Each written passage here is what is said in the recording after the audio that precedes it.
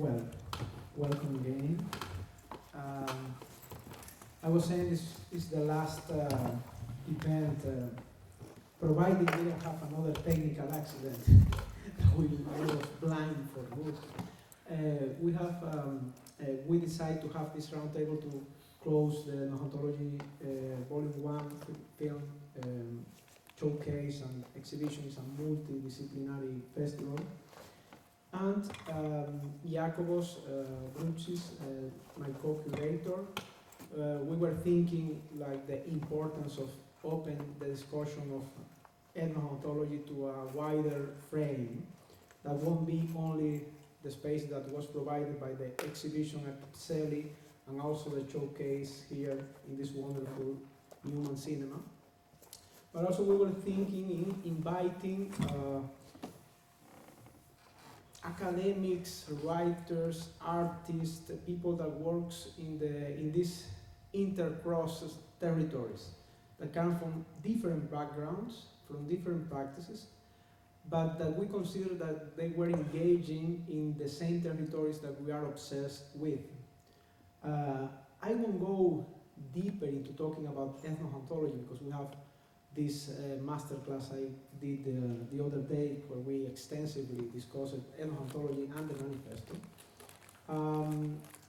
But today the focus is not talking just about that, it's just talking about how these different artists, academics have dealt with the ghosts from the past and as the description of the table and the title of the table is the echoing topos, no? How you engage this echoing from the past, how it's ingrained in the territory in its most extended sense, no? In the sense of topos, how we deal with that in our practices as in different cases as an academics, as a thinkers, or as an artist, and also as a human beings.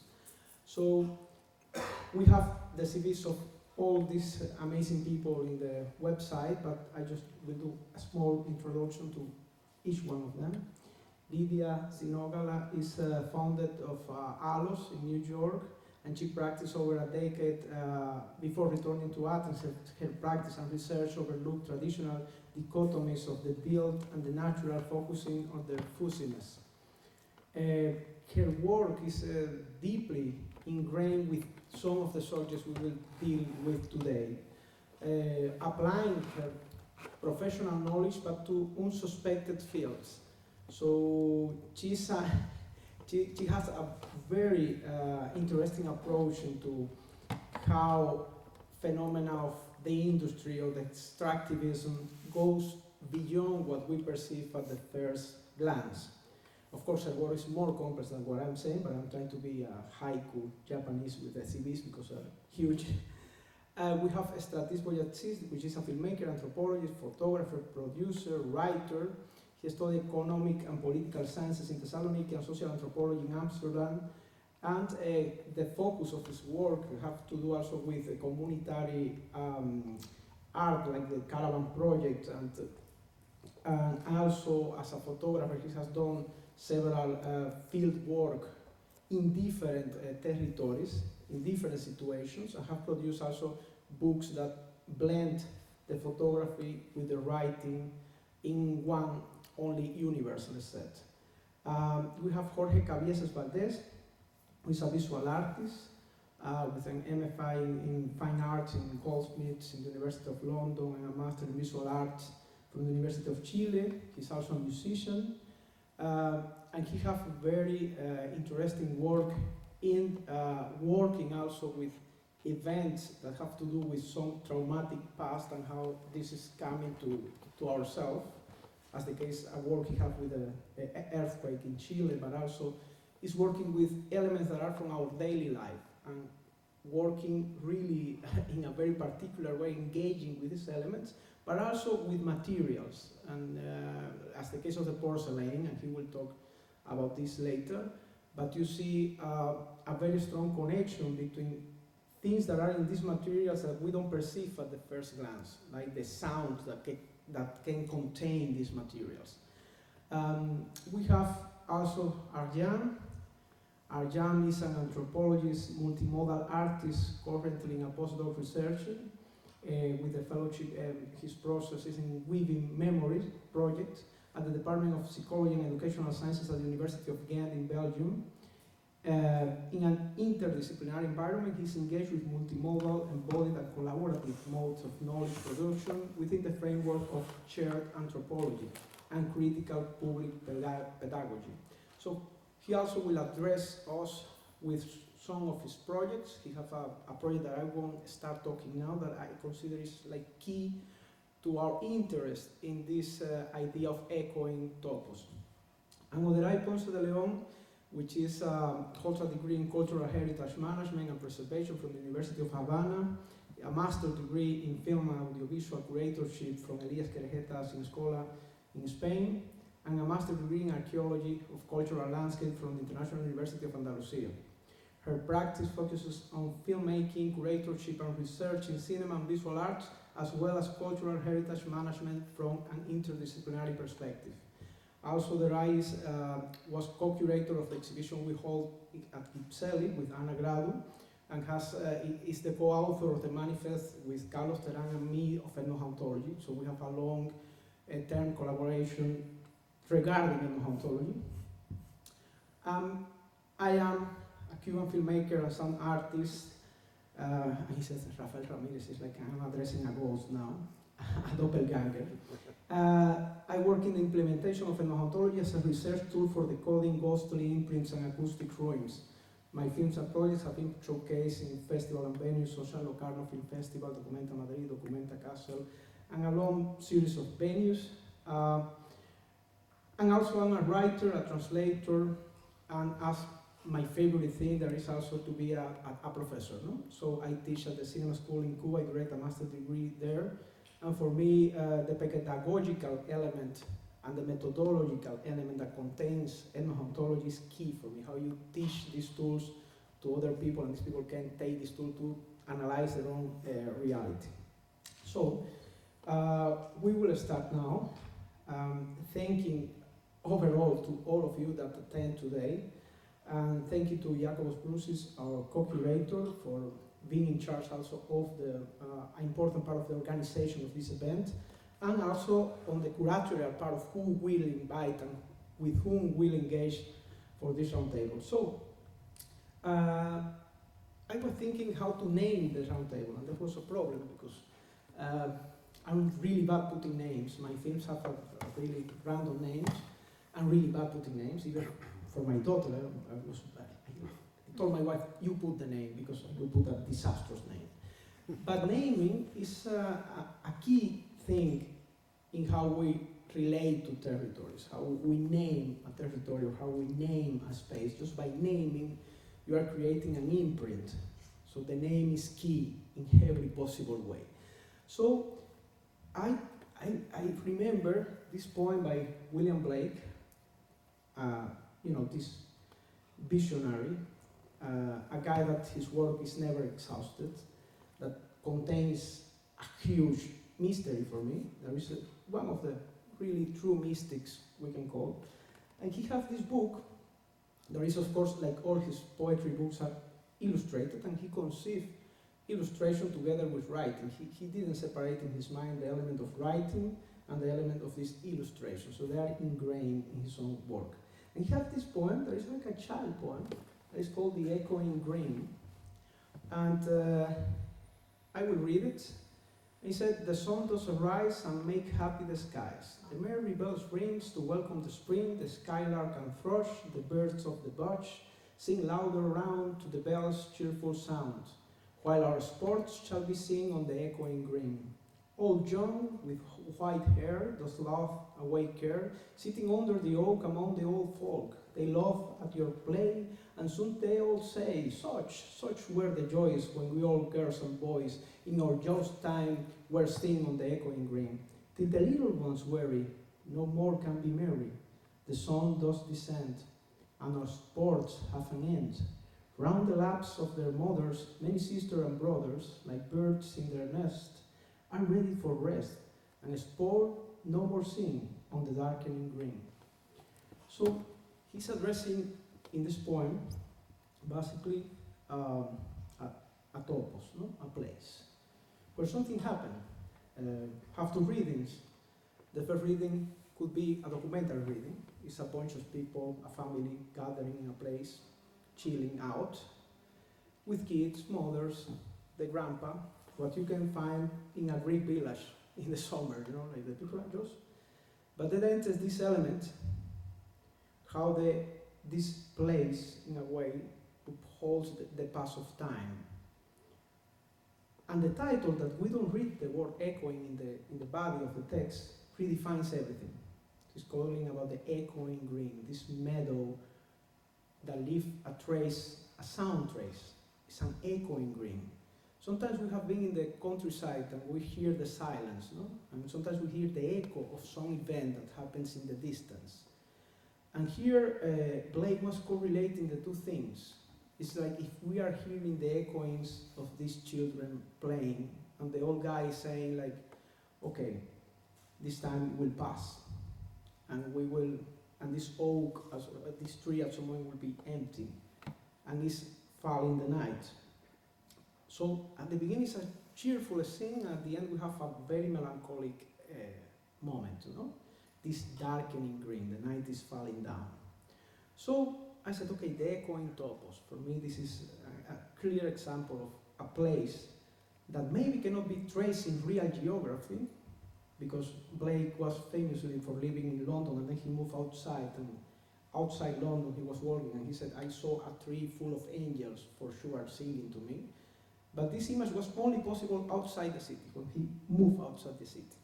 So this echoing green maybe was a real place he found outside London in the countryside, but also could be a metaphysical landscape inside his mind. So with this in my head, I put the title to the table, and I proposed to these wonderful people to engage with how they could understand the word, you know, the echoing green, the echoing topos, no? How in their works this act resonates in some way or another. So this is the last time I will talk. I will address some of them, but my key purpose is that you can hear and engaging in conversation. So let me just stop there. Okay, so I want to start addressing Lydia. I want to know, like, among your body of work, you have like different projects that engage in different ways with landscape, territory, extractivism. This goes permeating the daily life of people, but also of ecologies in the extended sense of the word. And I would like, to talk to us a little bit about how you engage this and how you blend this in your own practice. Thank you. Thanks, Rafael, for the introduction and for including me in this roundtable. Hello. So I'm speaking here as a kind of like with a dual identity as an architect and also as a writer. And I think in a number of my projects, this preoccupation also with writing, but also with history comes through. I don't know, I'll share today 3 projects. One is very recent and 2 are like a little older than that. Maybe we start with... What do you prefer? No, Rafael, you're the coordinator. We can start with the dark ecology maybe. So this was a project that engages the post-mining landscape of Magnitogorsk, which is by the Urals in Russia. This, just to give you a little bit of a sense of this place, this city, Magnitogorsk, was built in the 1930s because they discovered the world's largest iron ore at the time. And so a number of architects, urban planners came to Magnitogorsk to build the city from scratch in order to create what would be Russia's largest iron industry and also mine. It was a total euphoria. architects really had a blast designing housing schemes, etc. Also, the many constructivist architects made proposals. So this is just to give you a little bit of a historical background. But what happened is, fast forward, let's say, to 2015, that's when I kind of completed this project. I revisited, through research, this city to find that it's one of the most contaminated places in the world, both in terms of its ground, its water, but also its air. So dark ecology of Magnitogorsk. Dark ecology is actually not my own term, it's a term that I borrowed from the philosopher Timothy Morton. In short, we can also be going through the slides as I speak. You see here Magnitogorsk next to the Urals. But in short, the term and the concept speaks to the fact that we cannot pretend that we can reverse the man-made effects onto nature.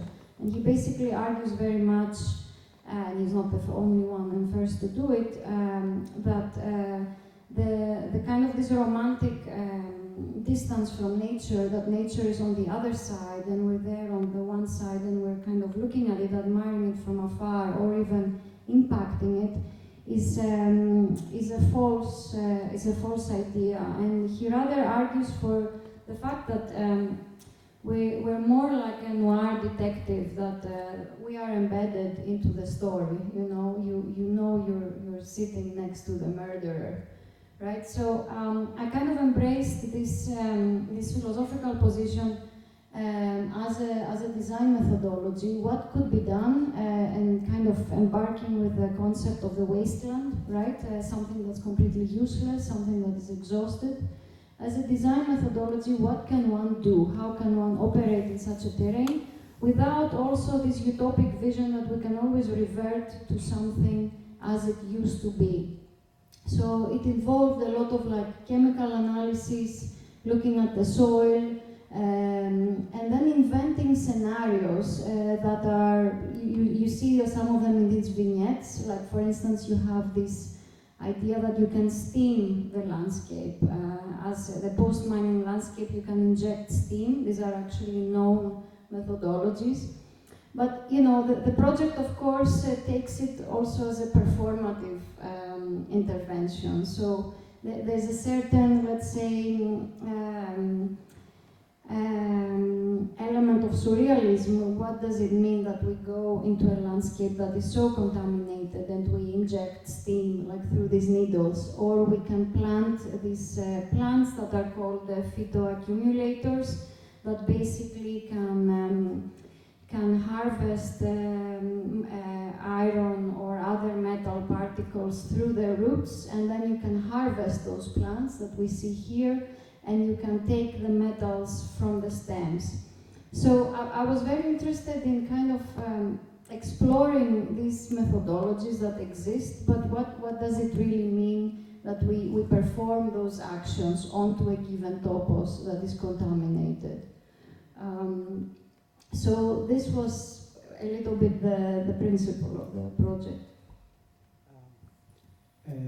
Yes, this blew my mind, because we were talking, and there is a science fiction novel by Andrei Platonov that is called The Foundation Pit, that was about magnitogors. I read in Cuba years ago, and we were aware of magnitogors in Cuba because we have this big statue that actually appears in your book with the two men holding the sword.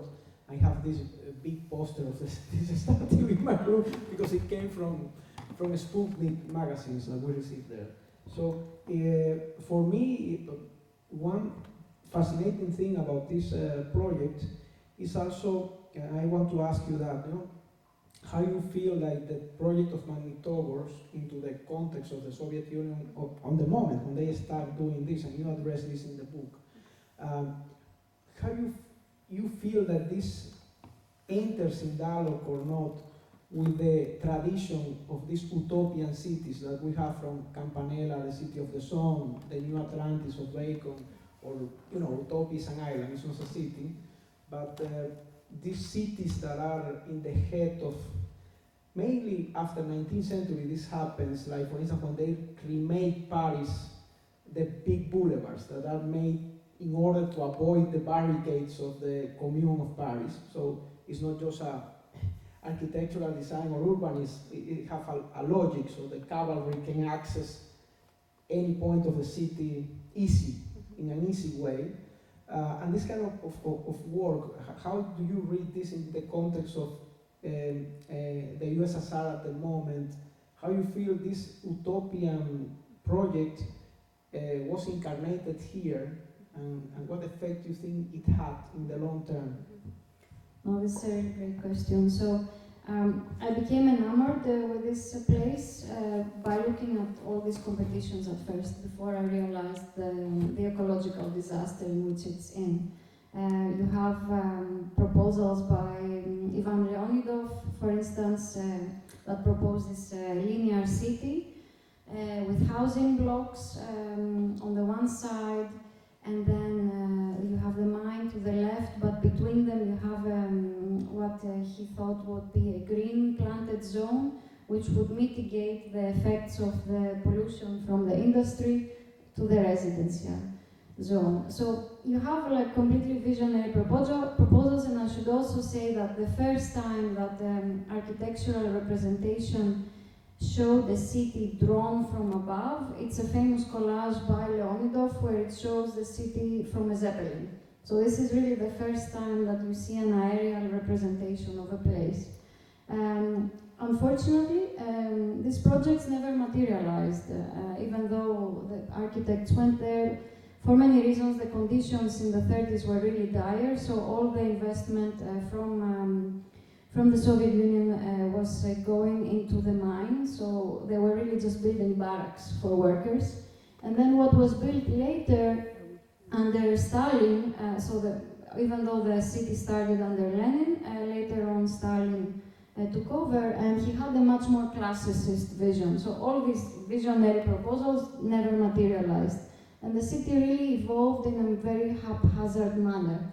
Now to your question, kind of fast forward to now, and this is a chapter that I was going to develop for an exhibition in New York that did not materialize, both because of COVID and then later on because of the current war, which was the state of Magnitogorsk 5 or 10 years actually after I did the project, where the Russian Federation is actually building a huge park right now, and they're trying to attract investment around this huge park. So I believe at the time I did the calculation, and the park was, I don't know, maybe 5 times the size of Central Park. So to me it was really fascinating to kind of revisit the current visions of the regime for the city, and also they're building an enormous hospital complex. So having been through this kind of cyclical history of vision and then ecological disaster, and now kind of a real estate around the park with malls and hospital complex. So this is how we arrive into today's Magnitogorsk. And thank you for the answer. I want to ask you also, like, if you want to address from a different work, because you sent me how you address this element that appears here. I was thinking in the wait, let me close down here just for a second. In this project that I will share it now.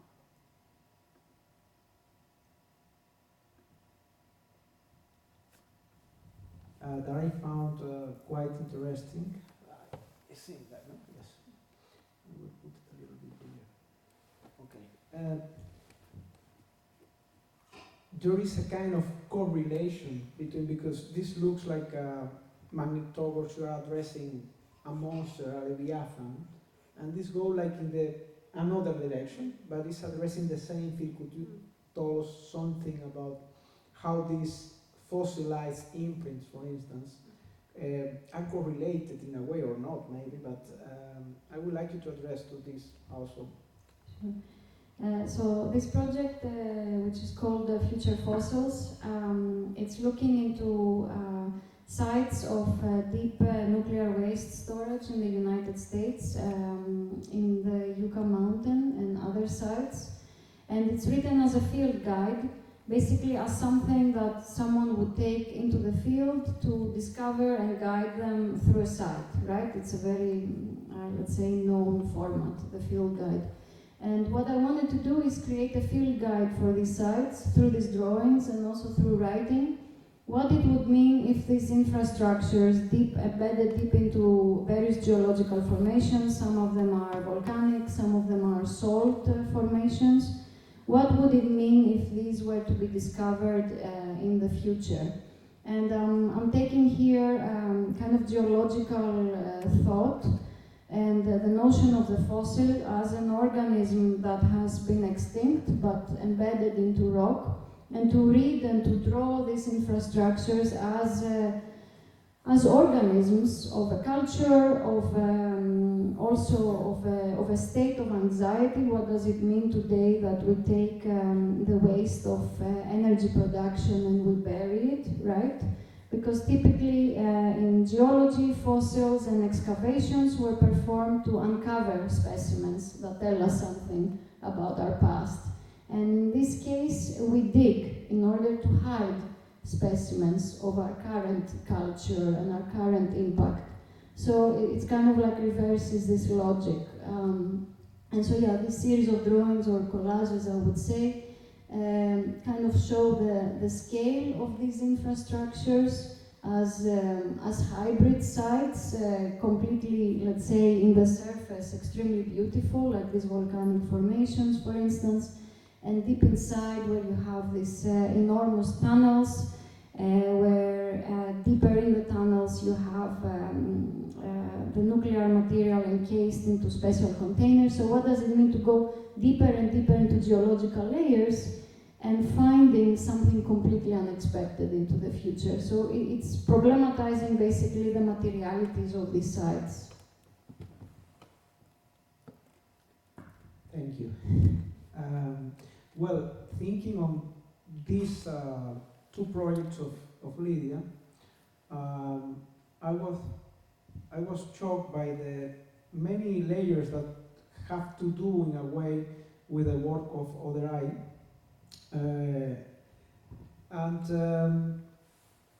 Oderay has made because she comes from like three fields at the same time, because she's also a film producer, and she was the producer of the film you saw here, Abyssal, by Alejandro Alonso, that deals with, that's why we call that section colonial ecologies.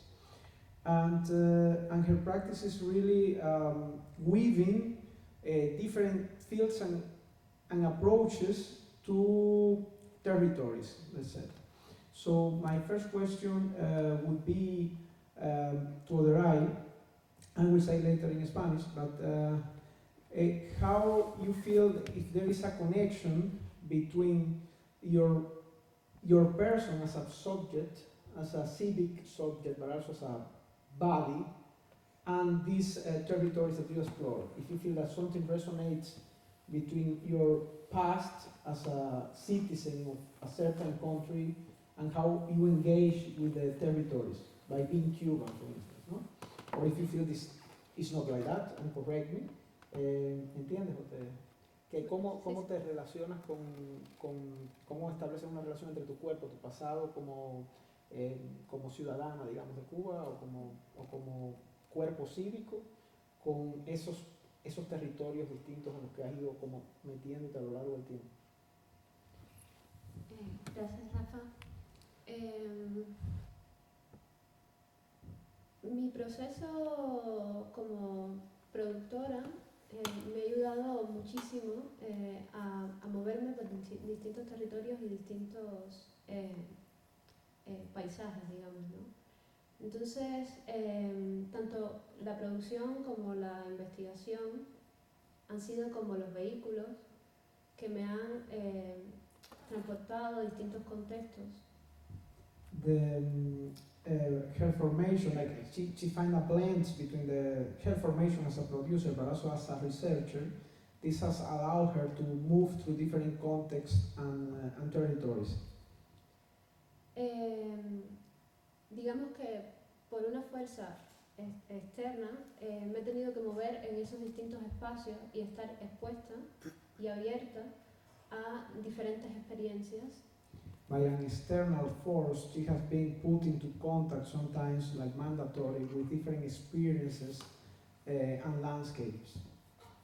Que justo ahora, con el paso del tiempo, sobre todo con esos procesos que viví en Cuba como productora, como investigadora, creo que justo ahora es que estoy como incorporando, procesando y pudiendo crear e investigar nuevas cosas. And just now, after coming out of Cuba, she started to realize really the complexities of these approaches, and now she's like trying to settle this in a way, because like she was so absorbed when she was in Cuba that now she's outside, so she can process better in a way. No, I'm just paraphrasing a little bit, but okay. Sí. Digamos que voy a hablar un poco más centrada en Cuba porque en los últimos años me he centrado más en la investigación teórica y en la práctica, pero con lo que ya traía de antes. I will address Cuba now because in the last year she has been focused on researching, but she has been built this research on what she produced before in Cuba. En Cuba trabajé como arqueóloga y también como productora, como les comentaba antes, y esto me llevó a espacios en los que la realidad se representaba o se presentaba de diferente manera y me abordaba de distinta manera. Okay. She has a formation of a producer but also of an archaeologist, so this path led her to places where these things are intertwined in different ways. Esto me dio como una formación y sobre todo una transformación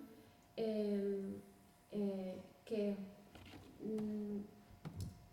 no sé cómo explicarlo, que me permitió estar en distintos momentos, no momentos de la realidad solamente actual que estábamos viviendo en Cuba, sino sobre todo trabajando en arqueología, estar todo el tiempo conectada con paisajes y con historias y excavando y sacando, digamos, memorias del pasado. She experienced a formation but also a transformation by being in these places with her practice as an archaeologist that is not addressing the contemporary, but also she started discovering that there were layers behind that address to the distant past, and she realized that she have to excavate into these layers.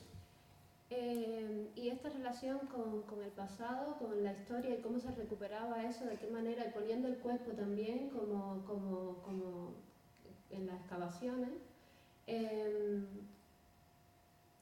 en muchas ocasiones hacían mucho contacto, digamos, con lo que salía a filmar, lo que buscábamos como cineastas, y encontrábamos situaciones de conflictos, yo encontraba situaciones de conflicto en lugares y espacios absolutamente distantes, ¿no?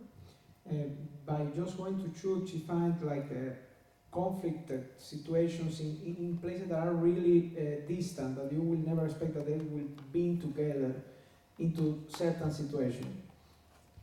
Ejemplo de ello es, por ejemplo, una excavación en la que estuve trabajando de un torreón español donde hubo un combate bastante, digamos, sangriento, y todas las huellas que eso dejó me sirvió mucho para luego, cuando trabajaba en Avisal, por ejemplo, entender relaciones con el mar, porque el torreón estaba en un punto muy pegado al mar, cómo los hombres iban a parar de alguna manera a esas profundidades en forma de restos, ¿no? She was doing a research, an archaeological research into a Spanish fortress, but a small fortress next to the sea, and from this research, this engagement with this structure, when she was shooting Avisal with Alejandro, this film, this helped her to understand in the world of cinema, how these people that lived there in this Spanish fortress became waste on the sea when they were killed in fighting action, for instance, how they were transformed into waste.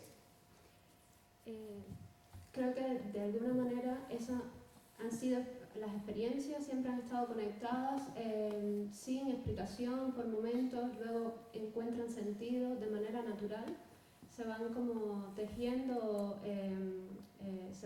estructuras que luego salen y que han ido conformando mi práctica, que está entre la investigación y la creación en paralelo y de forma conjunta. In this way, this is the proof that all this previous knowledge or practices that she had from different fields, they came blended together in one organic way of looking at the world. So I want to ask you about this project that you have of Pavilion de Melancholics, Pavilion of Melancholics, that was your thesis at the Elias Querejeta Cinescola in Spain, that I had the chance to work with you, but that I was amazed by the clarity you had on how to blend different elements that were for a film. I had a project of a film that was impossible to make, impossible, was too expensive, was crazy, how you do this film.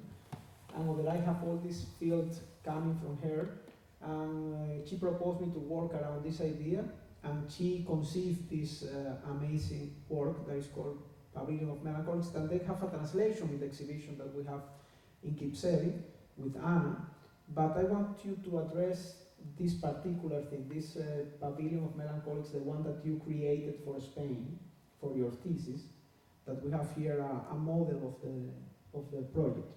Que quiero que hables como de eso, ¿no? Como de ese original, no de... Ah, ok. Sí. Si quieres podemos mostrar un poco las imágenes antes. Okay.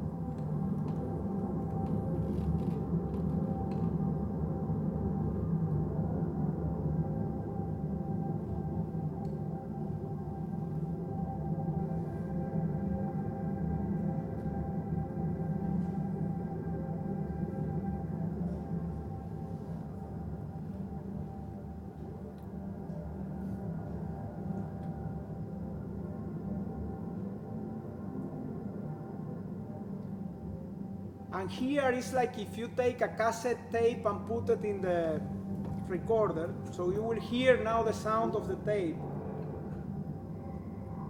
This sound. Yeah, what is that? I'm now completely like other people. What do you mean by that? We will hear now the other cassette tape.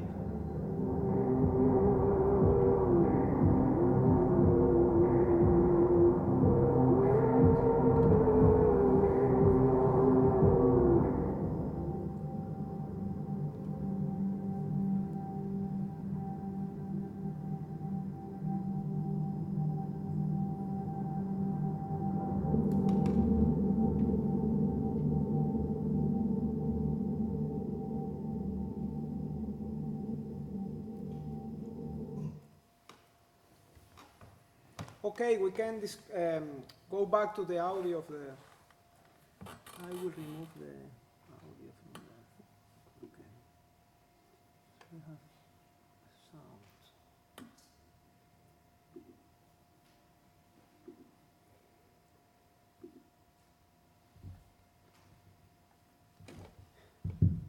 Okay, thank you so much for the technical support. Okay. So we saw this. Could you comment on what we just saw?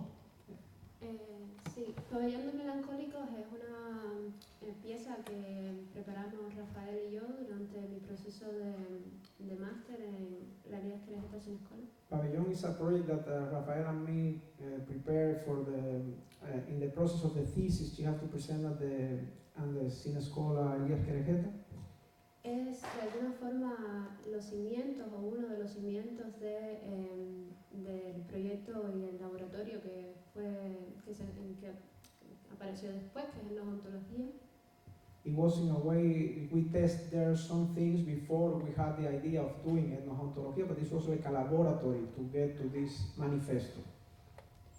En el proceso de creación de Pabellón de Melancólicos, de alguna manera pudimos experimentar y pensar hasta qué punto estábamos dispuestos a abrirnos a otras prácticas que no vinieran del cine. This was we were experimenting how we can open ourselves to other practices that were not just the cinema. Y fue ahí donde entró el comisariado como un ejercicio dual de la mano de la creación. Entonces yo no había hecho ninguna obra de artes visuales antes. Estaba preparando este proyecto desde un punto de vista comisarial, pero evolucionó hacia una hibridación entre artistas, comisarios, cineastas, un poco esa. And here she never curated nothing before, and this was a discovery to try to blend the practices of curation with filmmaking, with this kind of unfinished projects, and blend these disciplines together. Y eso nos dio las puertas también, nos abrió las puertas también a pensar luego en la hauntología como un espacio para incluir otras prácticas que vienen de la ciencia y de otros espacios. And this allows to open to different disciplines that then will found the resonance in the ethnoontología, in the ethnoontology. Pabellón de Melancólico está planteado como un recorrido hacia, como vimos en las imágenes, un recorrido hacia algo que pertenece al oculto, a lo desconocido.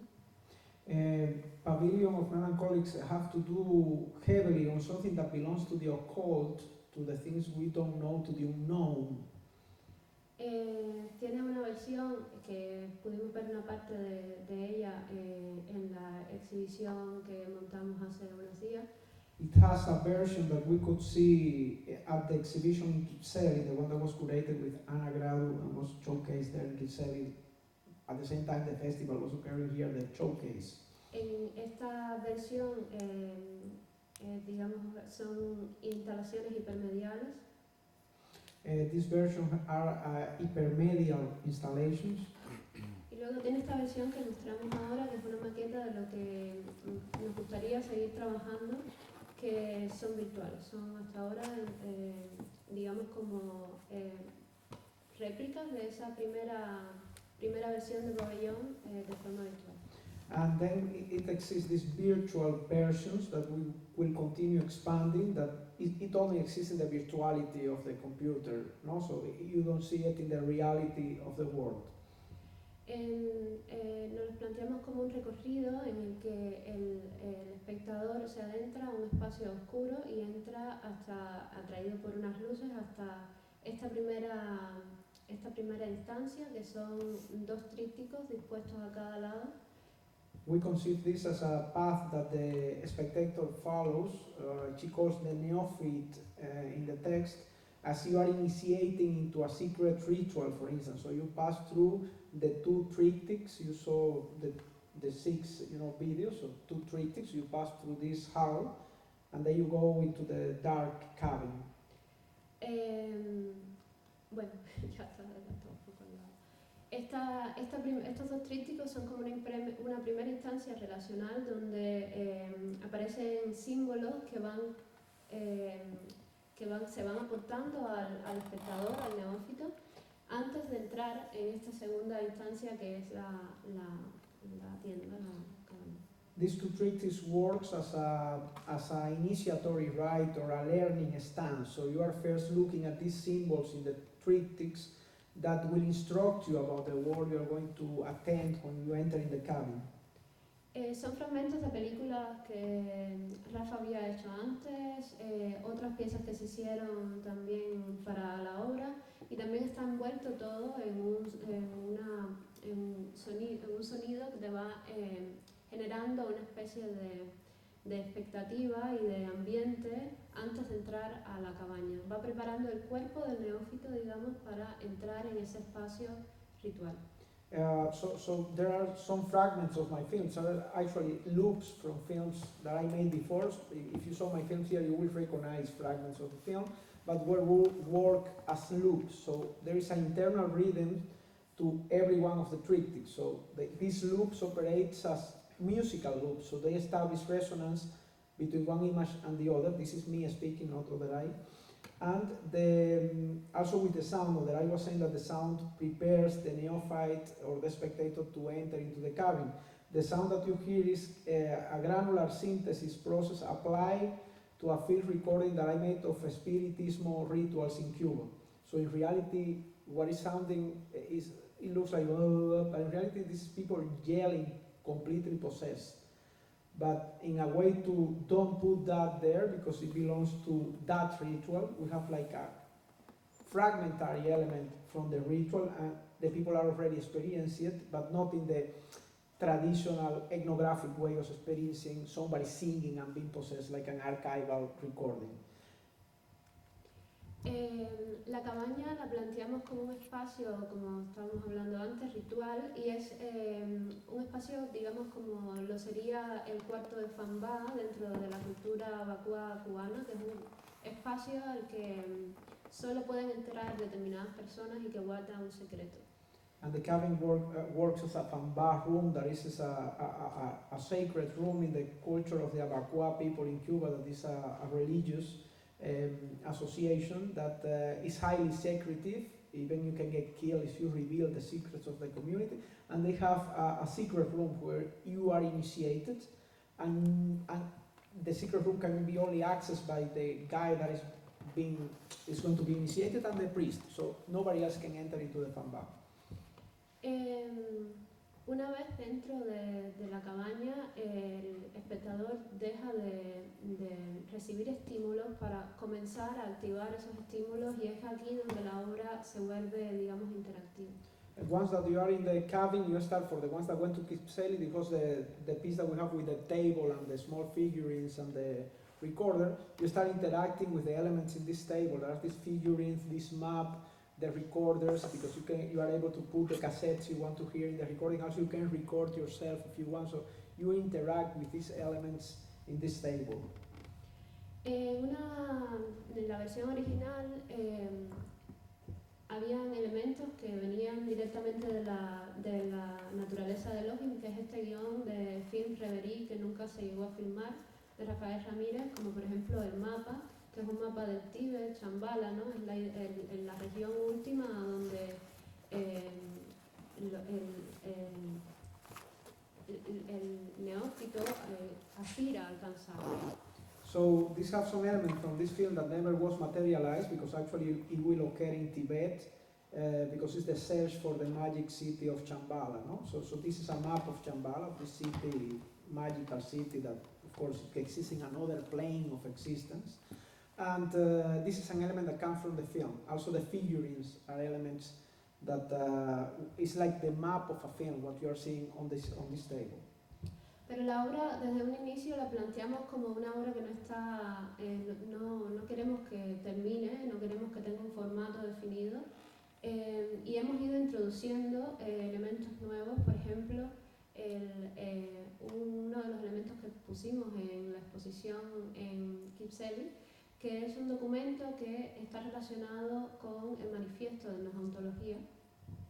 So we incorporated in the exhibition of Kipseli, for instance, one manuscript that is related with the manifesto, because this is an open work. We can mutate upon this design that you saw here. It's like a blank design also. You have this thing, you can take a fragment and exhibit it here, or make another works that emanates from this one. Luego, después de activar y tener estas experiencias dentro de la cabaña, se plantea un recorrido por donde mismo se entró, pero en este caso ya el espectador se considera un melancólico, y esta es un poco la tesis que venimos trabajando con Laura. Okay, thank you. I will translate this. After you experience this path, then you have a reverse track, you go back, but you are already a melancholic after you pass this initiatory process. So thank you, Oderay, for sharing the project. And by regarding this project, as long as we were working into that, I realized also of the importance of the sound into this kind of thing. Of course, it's a ritual sound. And when I met with the work of Jorge Cabieses, I immediately, the first thing I engaged with you was with the name is Porcelanatron. And I hear it in Bandcamp, was the first thing. I didn't saw your work as a visual art, as you know, sculptures, these kind of performances, but I was hearing first, no? Yeah. And the thing that struck me at the beginning, because it's very clear, the record, I recommend highly to hear this thing because it's insanely good.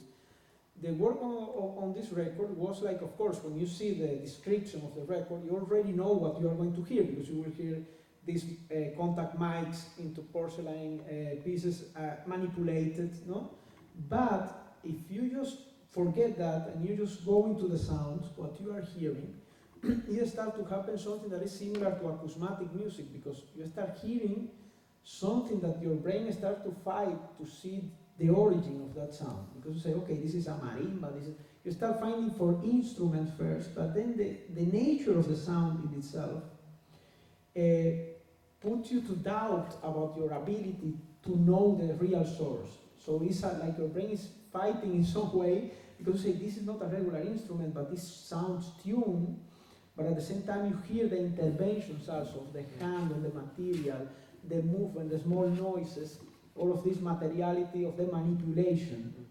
Because in general, when you hear music, the music is focusing, not hearing the manipulation. And this was something that attracts me a lot on this work, and also of the other work that you have in Bandcamp that is called, wait a second, that is called comfort noise. No? So the issue here is that in general the music is obsessed with eliminating, at some moment, now it's cool again, eliminating this residual noise. No? The guitar is playing, the guitarist, and they try to eliminate the fret, the sound of the frets. When you move the finger through the guitar, make a... The piano player, you try to avoid the noise of the... when he manipulates the pedals of the piano, no? Or the cracks of the banquet. So there is a tendency for a long time to try to have the performance totally clean, no? So you can hear the pure spirit of the music. But that was not the case with folklore music. You know, everybody prefers to have this direct. And I was very attracted towards the idea of that you let these elements inside. You were not obsessed with cleaning the manipulation.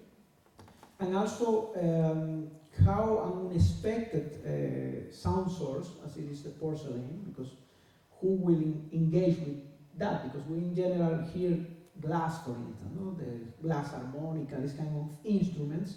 But if there is a precursor, I don't know, but I think you are the first engaging with porcelain as a musical element or as a sound element. I want you to talk me a little bit about that and how this is correlated with your work with these daily life objects and materials. Do you have the... Yes, I will put it now. Yes, we want to hear this. I mean, No, I didn't bring it. But there are some We images. can hear a fragment. But let me open Thank you, first. Rafael. Excellent comments. I don't know what to say now. Well, you will see some images now. I brought just a few images. And I will address Rafael's words, of course, but I would like to give it a bit of context first. I think it's like... Wait, I will go up. Wait. Oh, Tell yeah. me in what order I go. No, just the first Like one is that, fine, okay. and then just all the words. So basically, this record, this series of records and ceramic, porcelain instruments, musical instruments I make are based on an experience I had in 1985 when I was 7 or 8 years old. Because I come from Chile, and this is a country that has earthquakes every 12 years, more or less. We're talking about big earthquakes. Apart from your normal tremors, which are like small, seismic movements that you feel. Earthquakes are an event, if you want, something that completely changed the linear history, if you want.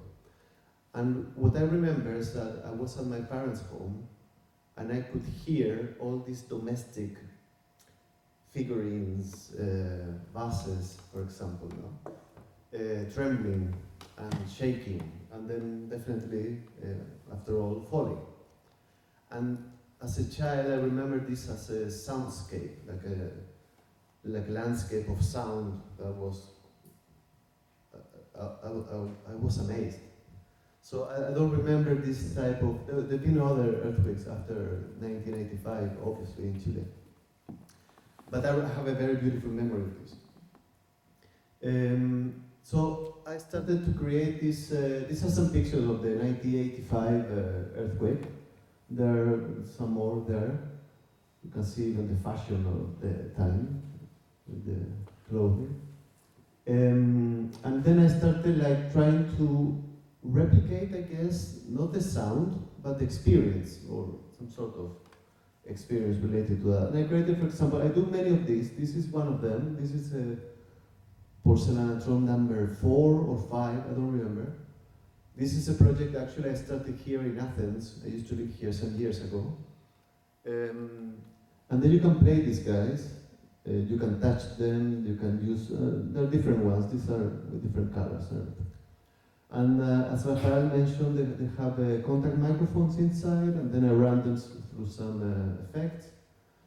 And I make records with these performances. I mean, Jacobo, in Irida some years ago, I used to, in the theater there, do some of these sessions. I'm referring to your ideas around the record. It's weird because I think you're right. I try to stand between music and sound art, and sound art tends to be a bit, I want to say boring, but I don't want to say boring, like tough to hear, because it's a research, and sometimes it's a very complicated thing. So I try to move between music and percussion and noise, and that's what you can hear in this.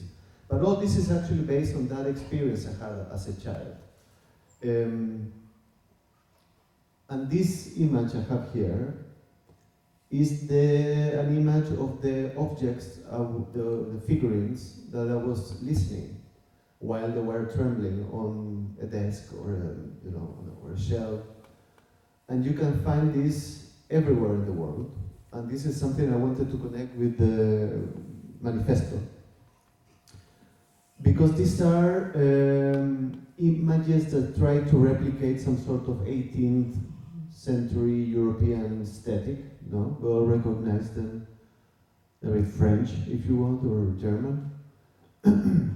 But these ones are Chinese copies that are very popular. You find them even here, everywhere, because China is everywhere.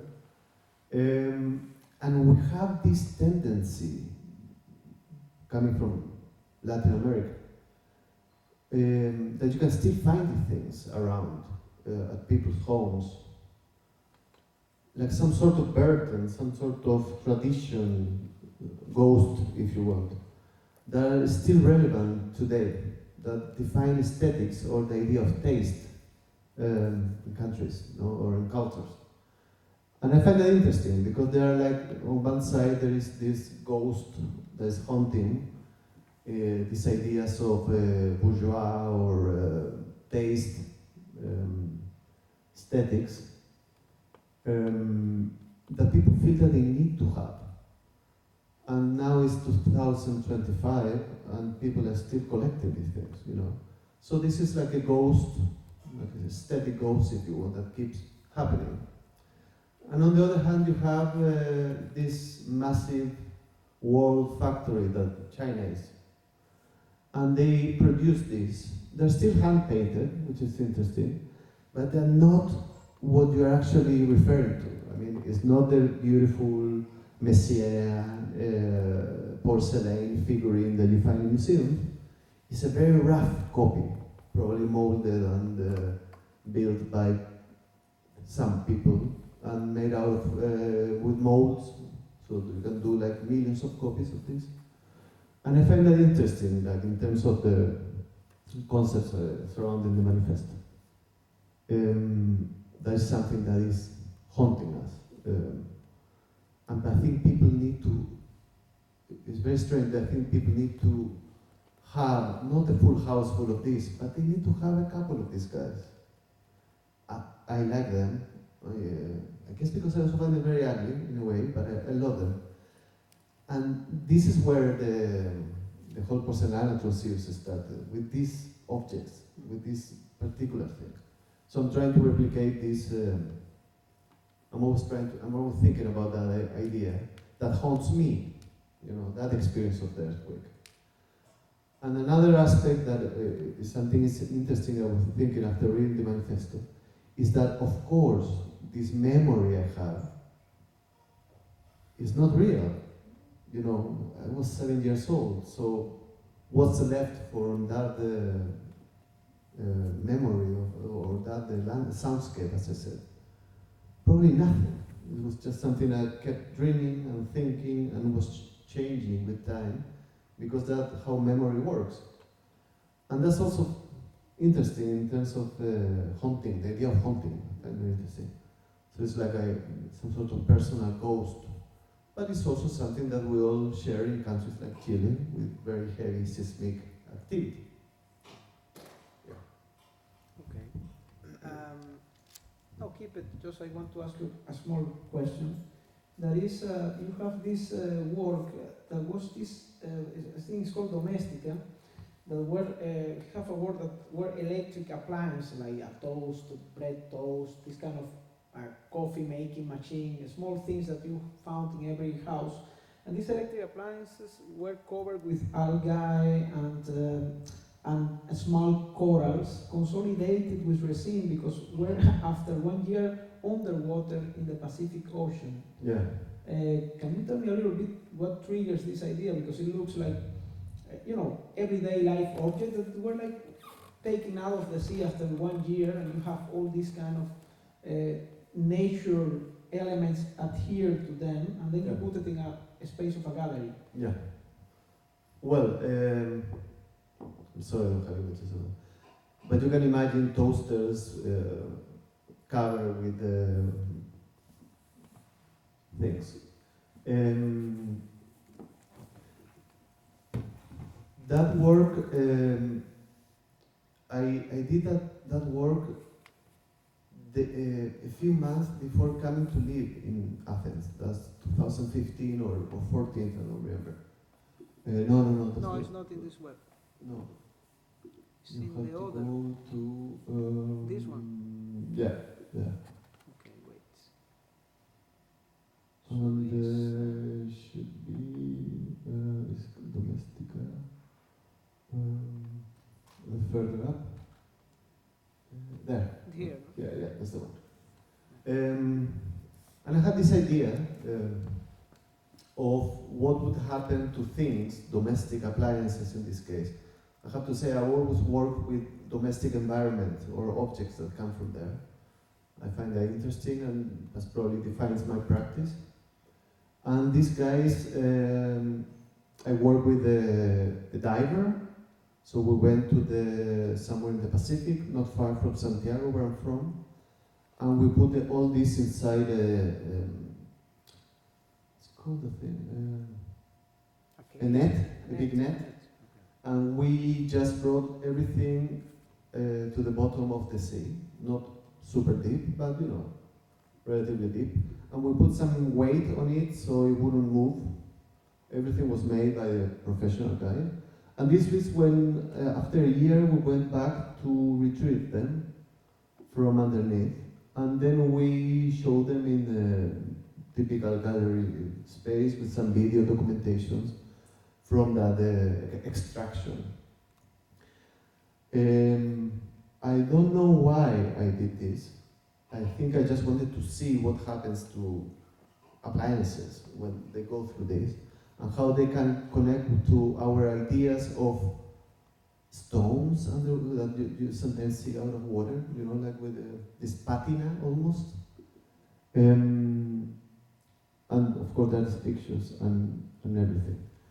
What was interesting for me is that, and I keep referring to things that experience I had when I was a child. I don't usually do this, but I guess the conversation is taking me there. I remember being very afraid of flying a kite as a child. And I realized later that it was because when the kite was up there and I was holding the string, I could feel the vertigo. And I was getting dizzy. Like the string was connecting me physically to the object up there in the sky. And I remember, because I was living in Athens, and this was happening underwater near Santiago in Chile, I was having feelings of vertigo. Because I kind of felt still connected to something that was happening there. I want to say haunting again, because I like this concept. Yeah. I don't know if I answered your... Yes, thank you. This work caught my attention because, it gave me like a kind of a nightmare, because you see, it was like if my house were suddenly on the water for many, many years, and you go and you find the thing. But look, like we are talking in different ways, because we saw, in the case of Pan-Nicto works, we saw a big storytelling from the state perspective. They create a big storytelling of this idea of triumph of the technology over the nature, but associated with a revolution. Then we saw another kind of storytelling in the work of Oderay regarding this initiation process that always is a story that they tell you, but in a very weird way. Every time you initiate yourself into a ritual, there is a kind of storytelling, but never is linear, like Magnetover is not a linear storytelling. In your case, it's the same. It's like the earthquake in Chile opens this body of work, with the porcelain, but there is no a clear line of a story. I'm telling you a story.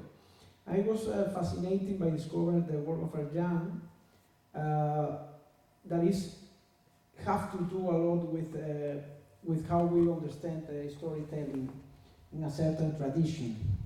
And I want to ask you, you want to share the thing? Okay. Because I'm trying to share the image. And I want to ask you if you can talk a little bit about this project where you implement this idea of shared anthropology that I find quite fascinating. And we were having this conversation about, the role as a filmmakers, documentaries, how we engage with our people, the people we are working with, how we engage and how aware we have to be of the dangers of this engagement and the limits or the thresholds or the bridge we can build. And his work with the tradition of the Persian carpet weaving. And he has this amazing project I will share here. And I just want you to address the topics you found along the time you were working. If you want, you can sit here to move through the document, I don't or I know can where move to it. go, but I can Okay, explain. just tell me and I will move through it. Because I keep it there. Okay. So I mean, the issue is that issue of representation. Just how we actually get engaged with the world around us in a critical way, and in which way we represent it, and what is this power relationship? What is this objectification, what is this, just using others to tell your story, and who is who, situatedness, and just all these aspects, and also creating stereotypes, all these things that everybody, I think, in one way or another are aware of. And anthropology is always, just being always questions, self-reflexively, but also from outside as a kind of child of colonialism, and how bringing the world of others in that sense to the West, let's say, this was the most traditional, but nowadays, just from everywhere to other places, creating this, just project of alterity and creating otherness. And so the whole idea of, just creating knowledge about others, not considering it that actually the whole nature of it is something collaborative. It's not something that you go and investigate and extract it, but it's always the nature is that you're collaboratively generating that knowledge.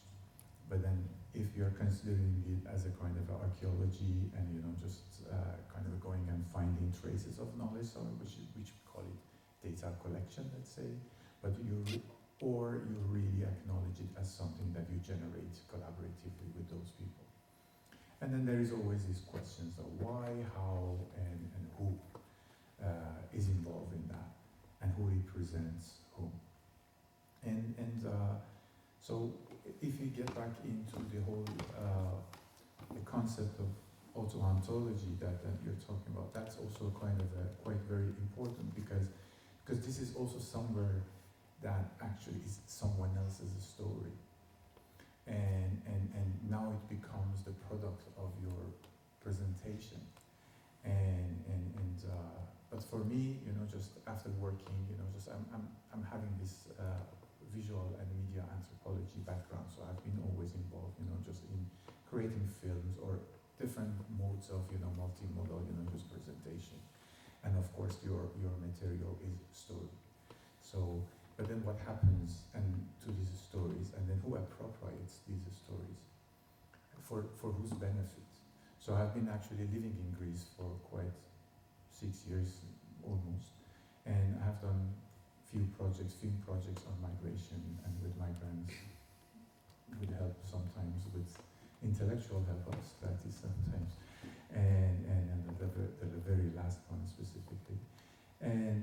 But then you see that, okay, at the end of the day, in as much as you try to be collaborative, you try to kind of supposedly voice to the voiceless, whatever that you want to call it, still, just those people have nothing to do at the end. There is no future of this storytelling for those who collaborated in the film with us.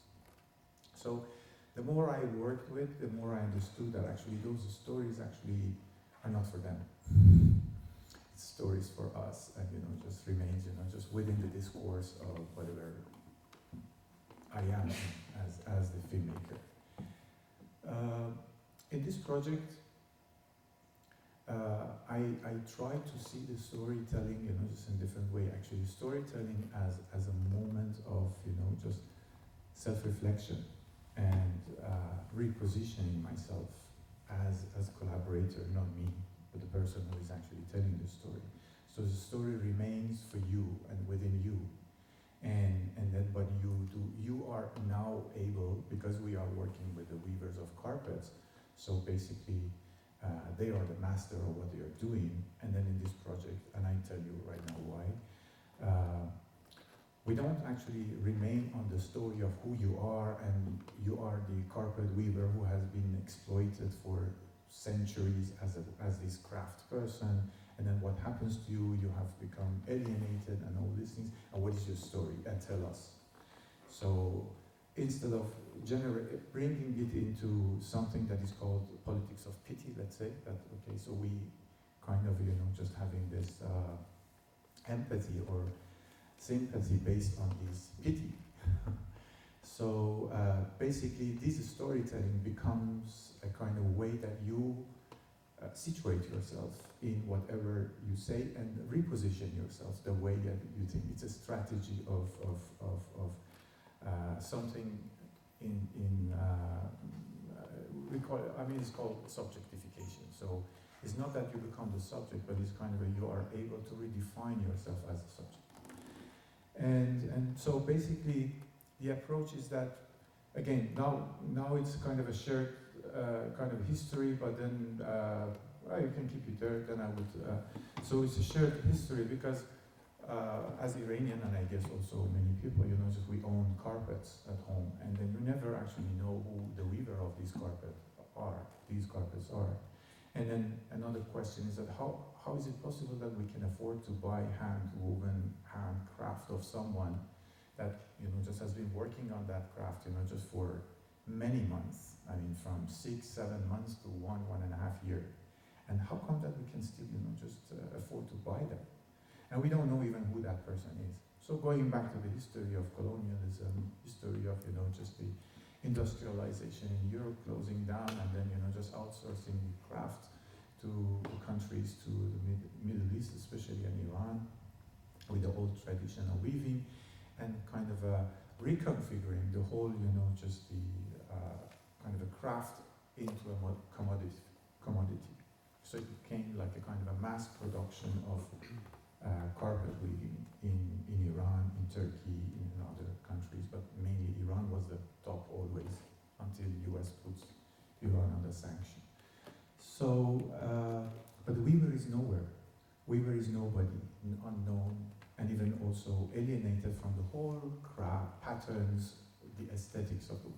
You just weave and weave and weave and weave, and repeat and repeat and repeat and repeat. So, so it's like an extension of a machine. And still they are living in such a massive poverty, and, you know, just, and if you're a weaver, it's because you're poor. And you are kept poor by the system in a sense that to continue weaving. And so the project, you know, just somehow picked up a kind of a, let's say, a different approach, not only critically looking at what's going on, because so many people have been doing it, and this is what mostly anthropologists think. Okay, we go, investigate what's wrong, critically writing about it, okay, that's all. But then, okay, what next? And what remains for this weaver that I go and study?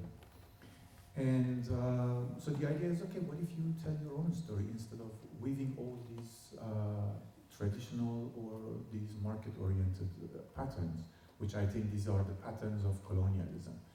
And I mean, if you get back to the Jacques Rancier's terminology, it's like a kind of distribution of the sensible. So these patterns become the kind of accepted patterns of the market. So you are always within these regimes of patterns. So we thought that, okay, what if the weaver, you know, just can get out? You know the craft, you know, so many patterns, but what if you bring the element of storytelling? Tell your story the way that you want to go, and you want to tell. But then, in the meantime, the stories are not the product. You don't really, because they're going to abstract them. Actually, we can maybe you can go to the images. You go down and no, not this one. No, the image of the carpet. Yeah. So this is the very first carpet. So I guess this is quite different than the carpets you have seen. And you don't know what the story is, but there is a lot of story there. So it has aesthetically, you know, just been communicating and connected with people. But yet, this is only the weaver knows what's the story and how I want to tell my story, and you know, just and go on. So that's all about the project, and how the storytelling, you know, just become a kind of, you know, just motor drive of, you know, just me finding myself into this loop, and then how I actually self-reflexively looking at myself, my craft, who am I in it, and then how I actually evolve into that, you know, just new path in that sense. And the project still continues, and yeah, these are woven by different people, but now we have like 20 carpets, so this is a bit old, sorry. I didn't have time to prepare a new one. Yes, that's the best. Okay, and can you go a little bit deeper into this question, because you were quoting the Rancière idea, no? Or that I think is a very valuable idea for our own practice. There are two aspects I'm very interested here, because I was looking at the carpets, and I am the anti-storytelling guy of this kind of Aristotelian system of poetics.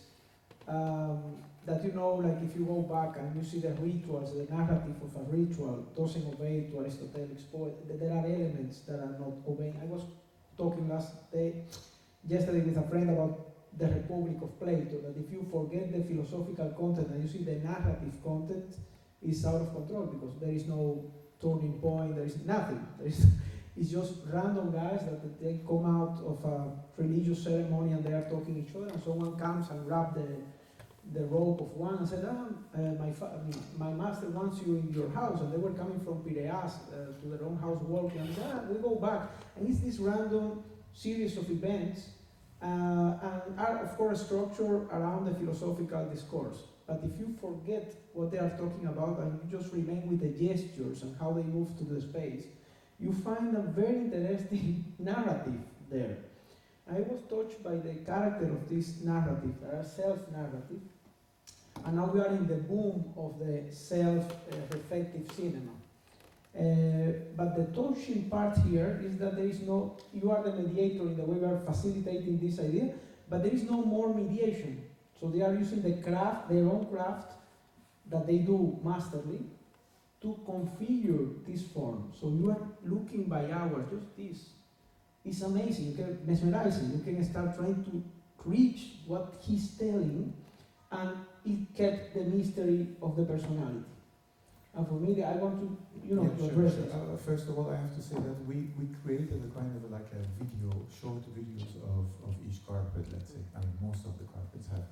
But that's like a kind of a signature of the artist, but made by us, but together with the artist. So it depends on what is the carpet about and what the way that the artist wants to kind of just be presented is based on the kind of conversation.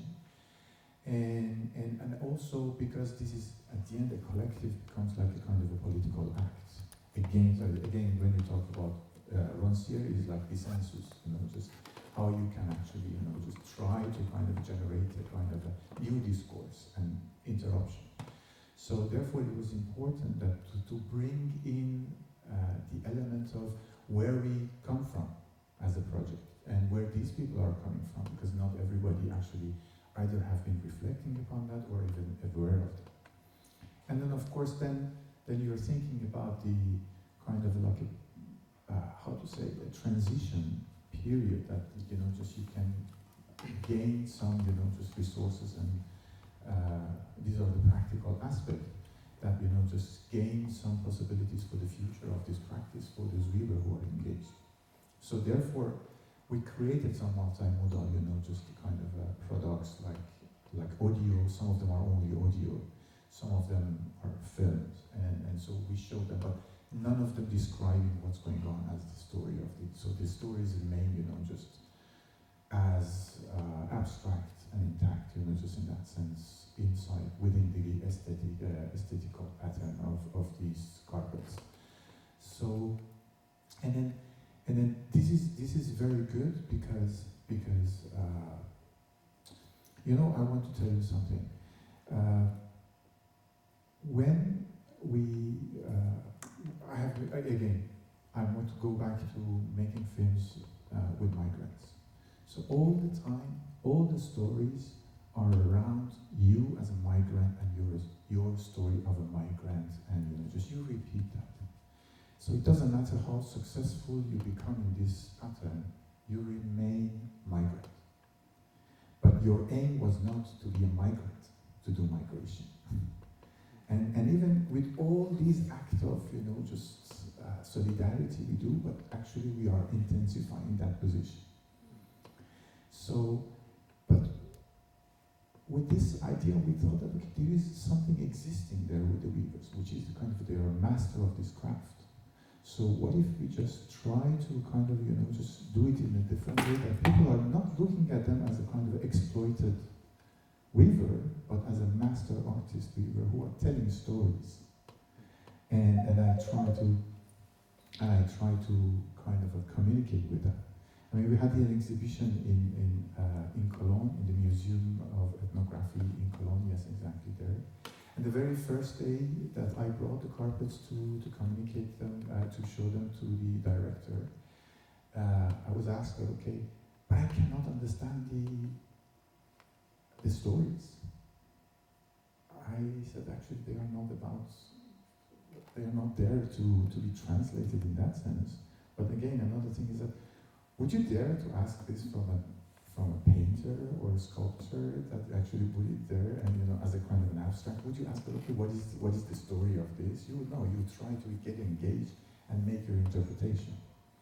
But because of knowing who they are and in which position they are, and then suddenly you expect something different.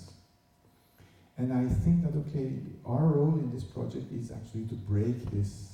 And that by breaking that, you open up, just a space for this subjectification and for this transformation of the position inside discourse and social, interaction, let's say.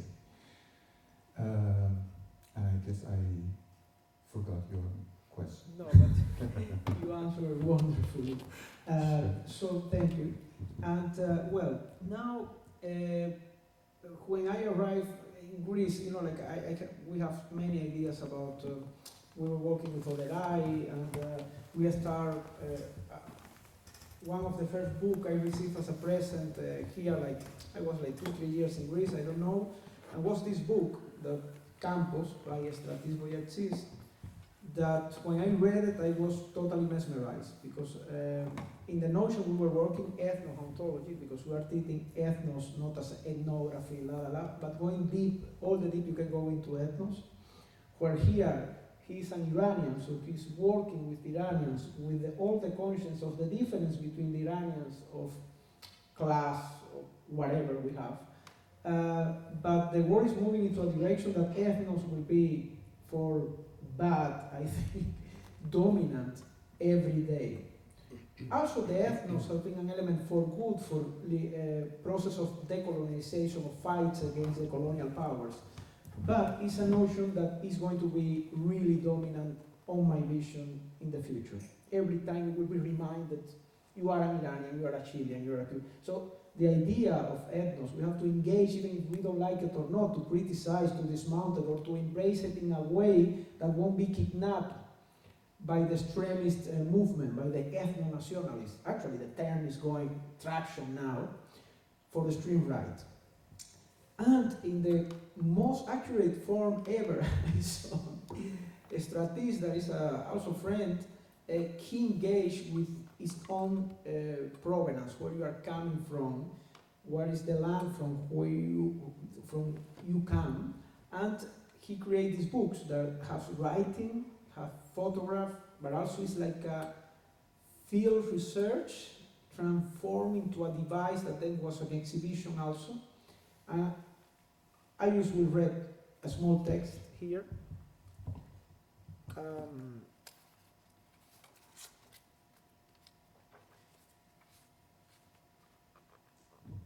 That is called Magpies. I said, at the edge of the property next to my grandmother's house stood an orchard, distant and impenetrable, long since deserted and abandoned to the dark fate which, as my grandma used to say, haunted not only by that God-forsaken patch of land, but also the souls of the people who lived beside it. The orchard was overgrown with tall weeds and needles. A canopy of branches blocked out the sunlight, ivy covered to the ground, and had crept all over the stone fence and the walls of the decrepit house at the property's end. Grandmother said the house was once the home of an incredibly large man, tall like a giant and mute, who lived there all alone with his magpies. Some were kept in cages, while others would flutter around freely since, for some inexplicable reason, they seemed to flock there from all over campus. The people of campus were afraid of the man and kept their distance, because they said he talked to the birds, hugged the trees, and stuffed dead magpies. He used to say the orchard was haunted by the ghost of the magpies buried there, that they don't like trespassers on their property, and that if they ever got wind of someone sneaking in, they fly at them and peck out their eyes. I learned later that in Chios, as elsewhere, magpies are generally hated for their cunning ways, that people consider them a bad omen, a branded thief. Legend has it that a long time ago, magpies raided a home when the owner forgot to close the front door and stole everything inside: silverware, dishes, wedding crowns, even an infant left sleeping in its wooden crib by his heartbroken wife. They say that magpies observe humans and learn to mimic their ways in order to deceive them. Some have heard them talk like humans, others have caught them admiring themselves in the mirror or handling human tools. So, about this text, about this book, what do you have to say in your defense? Can I go to the toilet for 2 minutes? Can we make a break for... It's just that we are at the limit of time. Okay. Okay, I try to be condensed in what I want to say. Okay, you remind me of the book. It's been quite a while from the book. What's the question? I mean, how to... well, how you engage with this territory, with campus? Okay, with campus, yes. It was a place that I come from here, so it's a place that I kind of have childhood memories. I kind of grew up there. So, yeah, I returned back to this place. I don't know, there was a kind of a calling to go back to this place and start observing things, remembering things, connecting things about my childhood and about how this connected with the territories that I experienced later in my life. And I found somehow in campus that there is this kind of, you know, like conjunctions between, you know, like older landscapes and present or future landscapes, in terms that there were a kind of terrain that I found all these elements that I was interested in my practices, a bit of everything, a bit of anthropology, filmmaking, writing, you know, like. So I find these characteristics being present there, like memories, like what it means to return back to the past, you know, and especially to your childhood, where you know, you remember it, and then you come again, you return back to them and to that, and it turns to a labyrinth, you know. And apart of that, how, you know, like campus, this territory, it's kind of evolves to a place that there are many different characteristics fragmented together inside this place. I have to say that it's a real place. It exists in Chios. It has a continuation of time, you know, like from 14th century. This place was a little bit outside of the city of Chios, where when it was conquered by Genovese, the first Genovese built their mansions, and they brought also the orange trees, the orchards.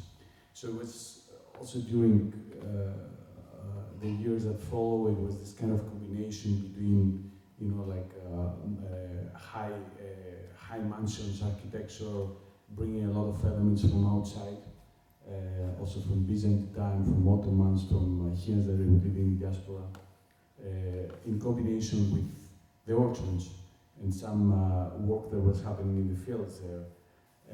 So I found there this kind of connection that still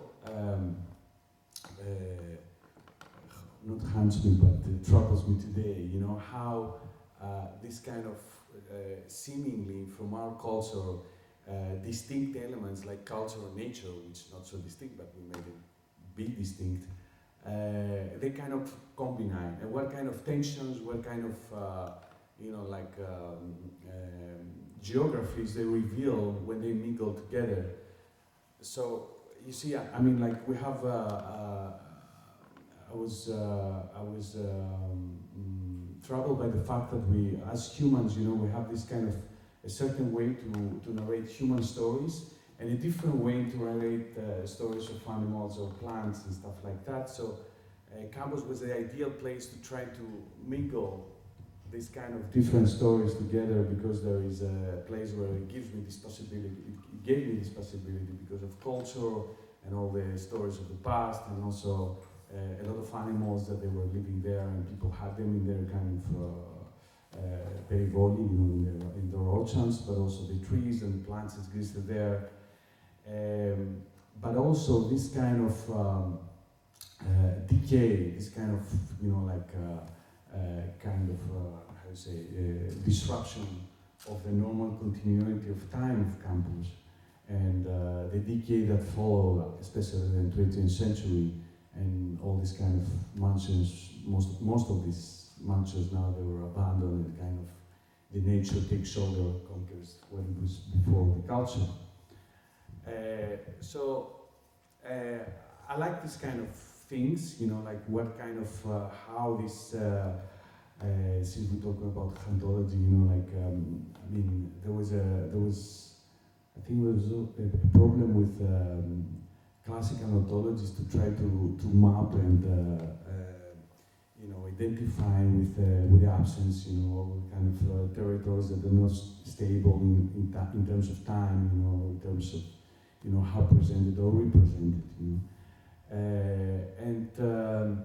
I was interested to see that, you know, like also not only in terrains and geography and topos, but also in ourselves, you know, like this kind of how, you know, like what it means, you know, what is human, you know, like how we create ourselves and how we represent ourselves, especially in these times where, you know, through the climate change and climate catastrophe and you know, like post-human environment, whatever, you know.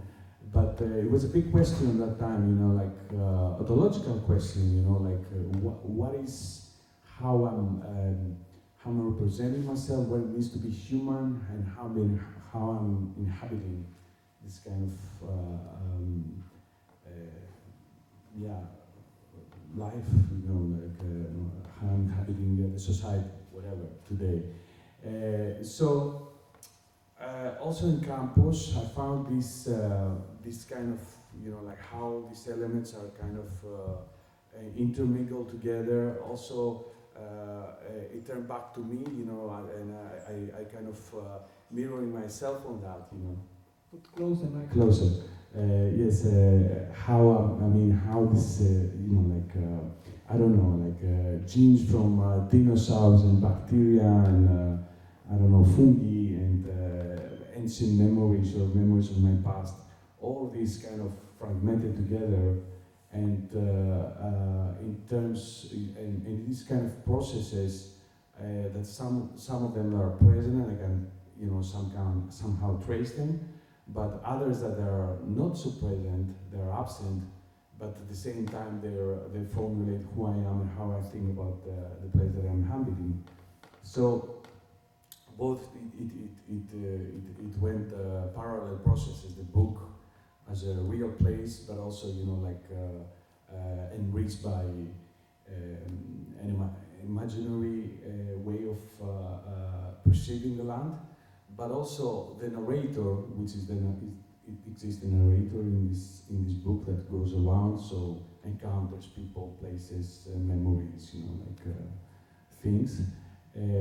How is also identified with this kind of process of, you know, like living in a place or questioning his identity in the present moment and what it means to be, you know, like especially human, and how this human is enriched by non-human elements and all this kind of stuff. Yeah. Well, you answered my two questions actually, so thank you.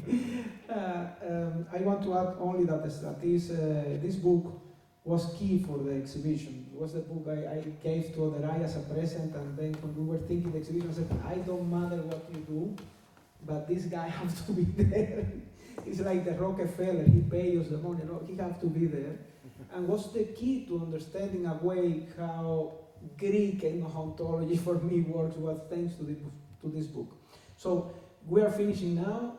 thank you so much to all of you for being here and to all of you for attending, and thank you to the support of the cinema and the patience of all the collaborators. And if you want to ask something, we will be outside for a while bringing something. Some of them will leave right now because they have commitments. But thank you again for being here and for sharing your work.